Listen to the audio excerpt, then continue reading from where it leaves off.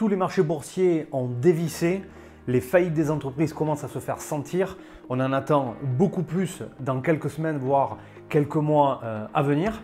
Et le nombre de chômage ne fait plus aucun doute qu'il va très fortement augmenter en France. Alors la question qu'on va se poser dans cette vidéo, c'est comment est-ce que le marché immobilier réagit aujourd'hui avec cet état de cause et comment est-ce qu'il va réagir demain? On va répondre à ces deux questions dans cette vidéo.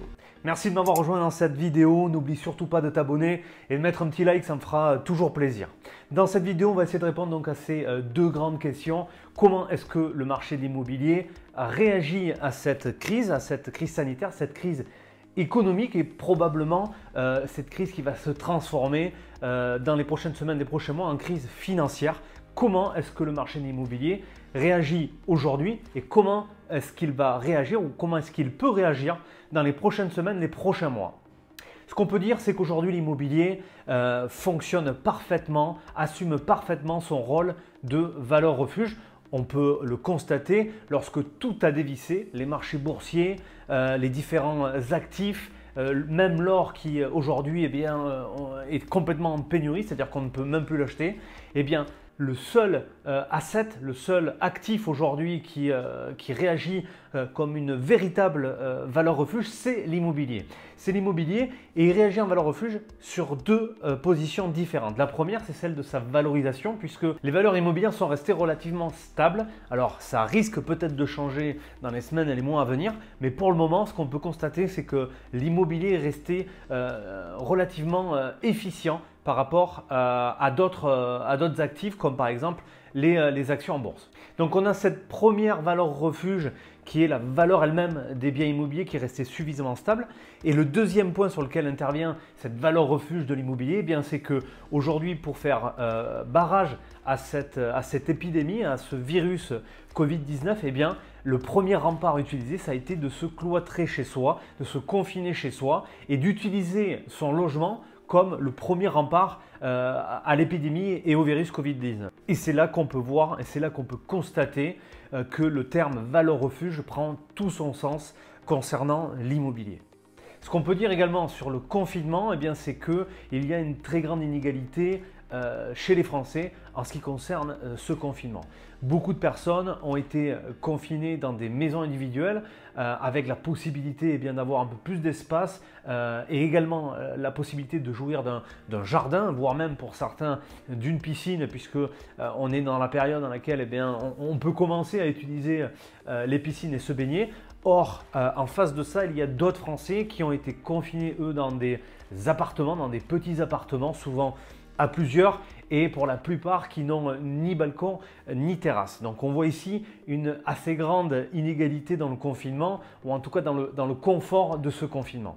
Ce que je voudrais dire également, c'est que quelques semaines avant la déclaration de l'état d'urgence, quelques semaines avant la déclaration de la pandémie du Covid-19, j'avais fait une vidéo que j'ai postée sur cette chaîne qui voulait parler des baisses de prix de l'immobilier en 2020 de 15 à 20%. Tu pourras cliquer sur cette petite fiche si tu veux regarder cette vidéo ou alors cliquer tout simplement sur la vignette qui apparaîtra à la fin de la vidéo.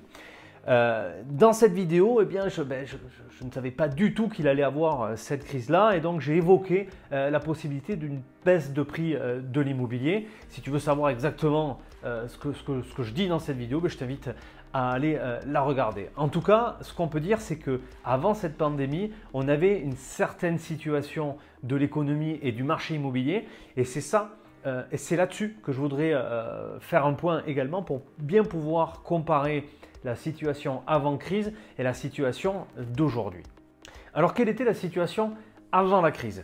Bien, déjà, premier point, on avait un marché de l'immobilier qui était très tendu. On avait une demande bien supérieure à l'offre et on pouvait constater depuis plusieurs années que les prix d'immobilier étaient en hausse chaque année pratiquement partout en France, dans toutes les villes de France, sauf quelques exceptions. Un autre constat avant la crise, c'est qu'on avait également un énorme déficit de logement, un déficit de logement qui a été creusé depuis une trentaine d'années, puisque avant cette pandémie, on était à environ 1 million de logements en déficit.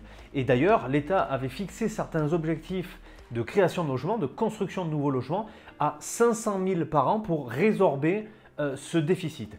malgré que ces objectifs aient été fixés, on n'a jamais réussi à les atteindre. La meilleure année étant l'année dernière et sur l'année 2019, on a réussi à faire au maximum, au mieux, 400 000 nouveaux logements neufs. Un autre phénomène également, c'est la réduction du nombre de permis de construire acceptés l'année 2019 par rapport à l'année précédente. Tout simplement parce que sur 2020, eh bien, il y avait les élections municipales qui arrivaient. Et donc, l'année qui précède les élections municipales, la plupart des maires des différentes communes et des villes de France eh bien, mettent les deux pieds sur le frein pour l'acceptation de ces permis de construire, tout simplement parce qu'il y a un dogme dans le domaine politique municipal qui dit que les électeurs n'aiment pas les maires bâtisseurs. Donc de ce point de vue-là, les maires ralentissent au maximum les accords de permis de construire, ce qui fait qu'en 2019, on a eu beaucoup moins de permis de construire acceptés que les années précédentes. Et ça, c'est pas ce qui va améliorer la réduction du déficit de logement sur les années à venir. Une autre chose qu'on peut constater, qui est ici un point positif, c'est qu'on avait une économie et une croissance qui étaient plutôt en progression depuis maintenant plusieurs années. Voilà pour la situation avant la crise du Covid-19. Voyons maintenant la situation actuelle, puisque le contexte est complètement différent. Voyons comment aujourd'hui, dans quelle situation on se trouve aujourd'hui pour pouvoir faire des comparatifs et faire une analyse sur la réaction que peut avoir le marché de l'immobilier. Donc premier constat, un confinement de 2 mois qui a totalement gelé, paralysé l'ensemble du pays à tous les niveaux. Et ça, c'est un point très important puisque pendant ces 2 mois, il n'y a pas eu de production de nouveaux logements, ce qui a contribué encore à alourdir ce chiffre du déficit de logement que l'on a en France et donc à également tendre le marché de l'immobilier. Pendant ces 2 mois de confinement, il y a eu également tous ces permis de construire qui n'ont pas pu être déposés et qu'on soit bien d'accord, ces 2 mois-là, on ne les récupérera pas. Ce ne sont pas des permis de construire qui vont se reporter, ce sont 2 mois qui sont totalement perdu puisque pour instruire ces permis de construire, il faut un certain délai, un minimum de 2 mois, voire beaucoup plus. Et donc avec ces 2 mois de confinement et donc de permis de construire qui n'ont pas été déposés, ce sont 2 mois de permis de construire qui sont perdus et donc 2 mois de production de logement encore en moins. Alors il y a bien sûr l'après-confinement et la reprise de l'activité et la reprise donc du marché immobilier. Cependant, cette reprise elle va se faire de façon progressive, tout comme le confinement va se faire de façon progressive également. Alors ce marché immobilier va reprendre, mais il va être éclaté en différents marchés.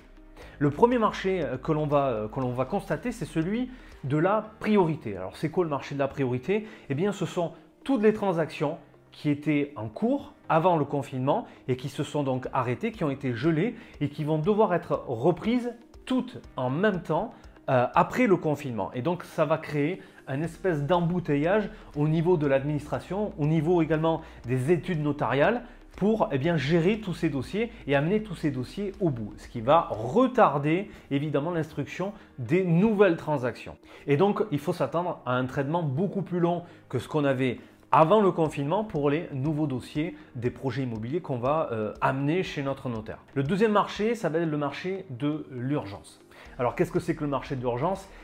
Ce sont toutes les personnes qui sont propriétaires d'un bien immobilier et qui vont devoir revendre parce que la situation va mettre certaines personnes en difficulté qui vont ne pas avoir le choix que de revendre leurs biens pour récupérer de la liquidité. Et à ce niveau-là, on peut encore constater ici l'excellente valeur refuge que représente l'immobilier en cas de coup dur. Il va y avoir également la revente de certains biens locatifs que certains propriétaires vont devoir revendre tout simplement parce qu'ils vont subir l'impact de cette crise-là et qu'ils ne vont plus être en mesure de rembourser leur mensualité et vont devoir revendre ces biens immobiliers, souvent à perte. Et ça concerne évidemment tous ces investisseurs qui ont investi avec la mauvaise stratégie avant cette crise sanitaire. Et tous ces investisseurs qui vont devoir revendre ces biens mal investis vont devoir revendre par obligation en accusant une perte puisque dans la plupart des cas, ils vont revendre avec un prix inférieur qu'ils n'ont acheté ces biens immobiliers parce qu'ils vont être dans l'urgence et ils vont devoir donc accepter certaines propositions, certaines offres que d'autres investisseurs opportunistes vont pouvoir saisir. Il y aura donc des perdants et il y aura des gagnants à cette crise comme dans toutes les crises. Et c'est aujourd'hui que l'investisseur immobilier va se rendre compte, va comprendre si sa stratégie était bonne ou si sa stratégie elle était mauvaise et si elle arrive à traverser cette crise immobilière bien sans y laisser quelques plumes. Ensuite, il y aura d'autres personnes qui vont également mettre en vente leurs biens immobiliers. Ce sont ceux qui sont propriétaires de leur résidence principale, qui auront bien acheté et qui auront amorti une partie de cette résidence principale et qui vont pouvoir revendre en récupérant du cash, en récupérant une plus-value de ces biens-là. Ceux qui vont récupérer également de la plus-value, ce sont les investisseurs immobiliers qui ont investi, eux, avec une très bonne stratégie, comme celle utilisée par moi-même et ceux des membres de mes programmes de formation, qui, eux, vont pouvoir traverser cette crise sans problème et si au besoin, ils ont besoin de récupérer de la liquidité, pouvoir revendre en s'assurant d'obtenir une plus-value. Et grâce à cette plus-value, pouvoir rebondir. Une autre situation qui va provoquer la mise en vente et la mise sur le marché de certains biens immobiliers, ce sont tous les divorces provoqués par ce confinement et il y en a beaucoup. La preuve au Japon, eh bien, la société concurrente directe d'Airbnb propose des logements à 35 € la nuit pour tous ces couples qui se séparent et qui ne peuvent plus rester ensemble dans un même lieu de vie. Et donc toutes ces séparations vont impliquer encore des produits immobiliers, des biens immobiliers qui vont être remis sur le marché. Le troisième marché qui va se créer suite aux conséquences de cette crise-là, c'est le marché de l'immobilier des opportunités. On a déjà vu certains cas juste précédemment. Ça concerne évidemment tous ces vendeurs qui ne vont pas avoir le choix et qui vont être pressés de vendre et qui du coup devront accepter certaines réductions de prix pour pouvoir rapidement vendre leurs biens et récupérer un peu de liquidité. Ces ventes d'urgence vont évidemment créer des opportunités pour les investisseurs immobiliers qui sont prêts et qui sont à l'affût de ce type de biens à la vente. Certains investisseurs immobiliers vont donc saisir ces opportunités à condition bien sûr d'avoir la capacité de pouvoir les acheter. Et il y a à mon sens un quatrième marché qui va s'ouvrir suite aux conséquences de cette crise-là, c'est le marché de l'immobilier du changement. Alors qu'est-ce que j'appelle le marché immobilier du changement? Eh bien c'est toutes ces personnes qui se sont retrouvées confinées et qui ont mal vécu leur confinement. Je parle ici évidemment des personnes qui se sont retrouvées confinées dans des appartements sans balcon, sans terrasse et qui ont mal vécu ce confinement et qui ont très souvent pensé à pouvoir profiter d'un jardin comme tous ceux qui étaient propriétaires d'une maison ou locataires d'une maison individuelle qui, eux, ont pu justement vivre ce confinement de façon un peu plus confortable.